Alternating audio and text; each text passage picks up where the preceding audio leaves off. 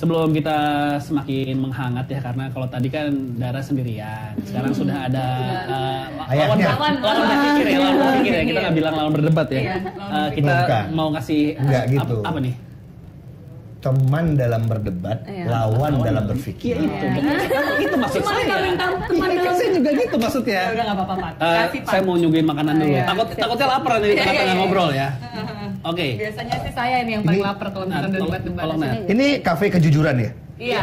Jadi bayar aja buat nikah, Bos. Ada. Kebetulan di sini teman saya sudah ingin menikah. Bayar aja.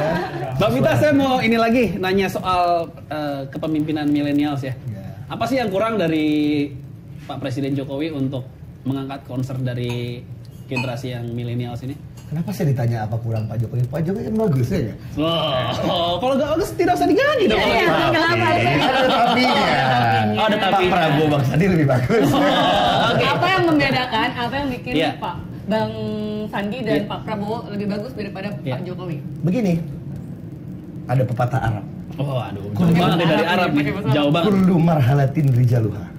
Setiap periode itu ada orangnya. 2014, memang Pak Jokowi mungkin yang terbaik untuk negeri ini.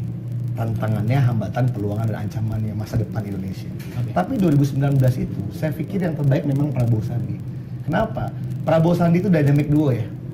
Jadi saling melengkapi dan cocok untuk tantangan masa depan Indonesia. Apa sih tantangannya? Politik, hukum, internasional, pertahanan keamanan, domainnya Pak Prabowo. Kita membutuhkan kepemimpinan yang kuat supaya kita di kawasan itu bisa kembali kayak dulu lagi, Bos. Dihormati oleh Filipina, Malaysia, Singapura tetangga, dan di Asia kita bisa memimpin. Dan Pak Prabowo orang yang punya reputasi kepemimpinan yang kuat. Sejak beliau memimpin dari tingkat bawah sampai komandan pasukan khusus, dia strong leadership. Dan yang kedua, dia didampingi oleh seorang anak muda yang on the top of his energy sekarang. Jadi beliau adalah seorang pengusaha muda yang berhasil. Bang Sandi bukan anak orang, dia seorang anak kelas menengah, ibunya seorang pendidik, ayahnya seorang pensiunan menengah di perusahaan multinasional perminyakan, yang mendidik anaknya, dan dengan pendidikan yang dia tempuh dia berhasil membuat bisnisnya. Nah, ini yang cocok menurut saya tantangan ke depan itu. Bayangkan ya, bisa dibayangkan misalnya Pak Presiden Jokowi dengan wakil seorang Pak Yusuf Kala yang luar biasa, seorang pengusaha, politisi, menteri, berpengalaman jadi wakil presiden. Kondisi ekonomi kita sekarang seperti ini. Nah, saya nggak bisa membayangkan misalnya, kalau misalnya seperti apa nih ekonomi kalau dibayanginnya? Ya, sekarang turbulensi ekonomi itu kuat ya. Ada perang dagang antara Amerika dan Cina, kemudian semua negara di kawasan kita aja bersaing untuk menciptakan produk-produk ekonomi kompetitif. Vietnam dengan produk kompetitifnya, Thailand dengan produk kompetitifnya, Singapura dengan kekuatan finansialnya. Dan ini kan memerlukan kepemimpinan dynamic duo yang kuat antara presiden dan wakil presiden. Nah, inilah yang menurut saya inline dengan tema hari ini, kebutuhan millennials. Millennials adalah orang yang ya sederhananya lahir 80 ke atas lah. Ya. Saya millennials paling agak tua, agak senior. Di ujung ya? Di ujung, karena saya lahir 84. Ya. Jadi kita sepakat misalnya millennials lahir 80, kuliahnya itu berarti angkatan 98 ya, 98 ke sini. Oke, kita lihat. Nah, mereka yang akan menjadi backbone Indonesia ketika Indonesia mencapai periode bonus demografi. Dan ketika 2045, ketika Indonesia itu 100 tahun, the golden period of Indonesia, umur saya itu 61. Umur kamu berapa Indonesia 100 tahun? 50. Berarti kamu bayangkan, kamu 50 itu, nah artinya kita, ketika Indonesia golden period itu berarti apa? Kepemimpinan yang harus dipersiapkan untuk generasi kita itu ya di periode ini periode kritis dan transisi. Periode kritis. Kurang lebih Pak Prabowo dan Bang Sandi berjanji menciptakan fondasi untuk Indonesia di masa depan.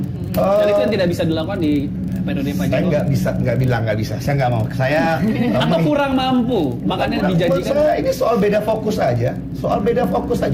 Pak Prabowo, Pak Jokowi, kita melihat fokusnya di bidang ekonomi yang tanpa infrastruktur. Pak Prabowo dan ekonomi yang tanpa barang tanpa. Nah, kalau Pak itu soal fokusnya. Kalau memang itu yang dipilih masyarakat, ya silakan. Go ahead, lanjutkan Pak Jokowi.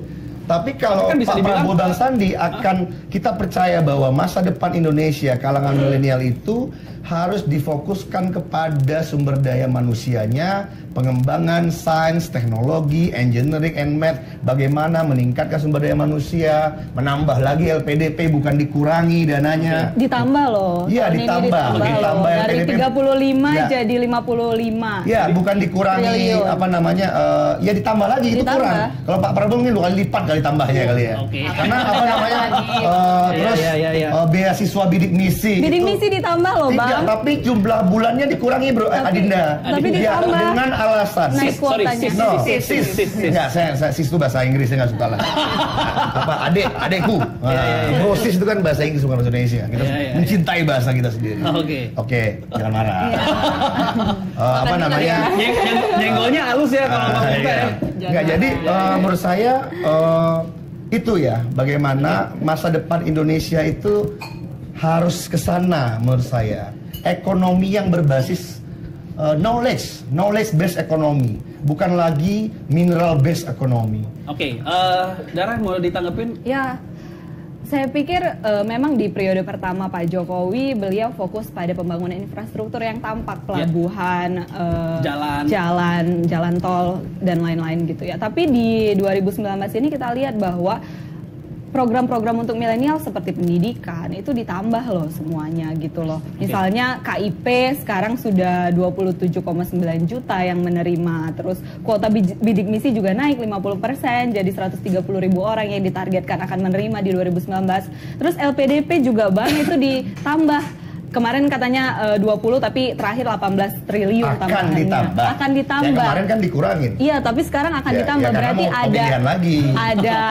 ada upaya untuk membangun infrastruktur itu, untuk membangun SDM maksud saya. Jadi saya. Jadi lagi cross budget aja ya.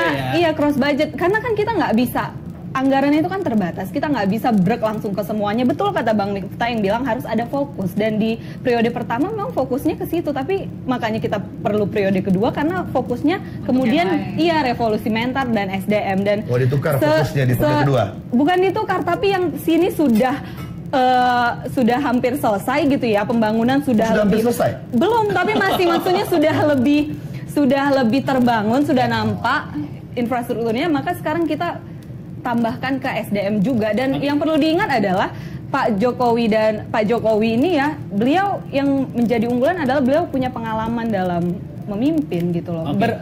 Mengurus pemerintahan, dan kayak misalnya soal lapangan kerja kemarin baru tercapai 10 juta lapangan kerja kita. Itu janji 10 juta janji kampanye kan 2 juta per tahun dalam 5 tahun ini dari periode 2015 baru bahas berita hari ini kemarin 2 hari yang lalu. Itu iya kayak udah tercapai ya. Jadi janji kampanye bahwa 10 juta sudah tercapai. 10 juta itu per 2018. Per 2018 ya, 2019. Jadi dan tenaga asing kita yang selama ini ditakutkan ternyata masih kurang dari 100.000 aja, bukan dikuasai asing juga gitu. Terus juga misalnya program perumahan ini kan pengen punya rumah nggak sebagai milenial gitu kan? Iya, dan suami rumah itu kan kebutuhan kita sebagai milenial, dan Pak Jokowi menjawab itu dengan misalnya program 1 juta rumah yang kemarin juga baru tercapai juga 1 juta rumahnya gitu. Jadi banyak sebenarnya program-program yang sebenarnya sesuai sama milenial, dan ini bukan cuma tentang kosmetik-kosmetikan, tapi substansinya ada. Pak Jokowi betul-betul bekerja nih untuk memenuhi kebutuhan milenial. Kalau ngomongin tadi pemimpin pada eranya di 2019 soal fokus politik, keamanan dan pertahanan negara, apakah Pak Jokowi juga akan concern ke sana? Makanya kalau menurut Bang Miftah, lebih baik Pak Prabowo dengan tantangan 5 tahun ke depan. Ya, intinya kan Pak Jokowi sudah teruji lah. Beliau sudah ada di pemerintahan 5 tahun dengan segenap keberhasilannya, dan saya rasa di tahun depan dengan lebih berfokus pada pengembangan SDM dan revolusi mental, saya kira Pak Jokowi dan Pak Ma'ruf Amin masih akan menjadi pilihan rakyat Indonesia. Boleh tanggapin? Kita bakal tanggepin abis yang ini Bang Miftah, kayaknya udah gak sabar banget nih Bang Miftah ya. Kayak kita harus makan dulu karena makanan udah keburu dingin. Ya, kita takut keburu dingin makanannya ya. Abis ini pengen nanya lagi 5 tahun ke depan soal revolusi mental. Apakah perlu dilakuin atau revolusi mental ini justru sudah mental? Revolusi sudah mental. Iya, apakah revolusi mental ini hanya sebuah wacana di awal jargon kampanye saat itu. Habis ini kita bakal diskusi lagi. Jangan kemana-mana, tetap di Generasi Matching. Ya, makan-makan.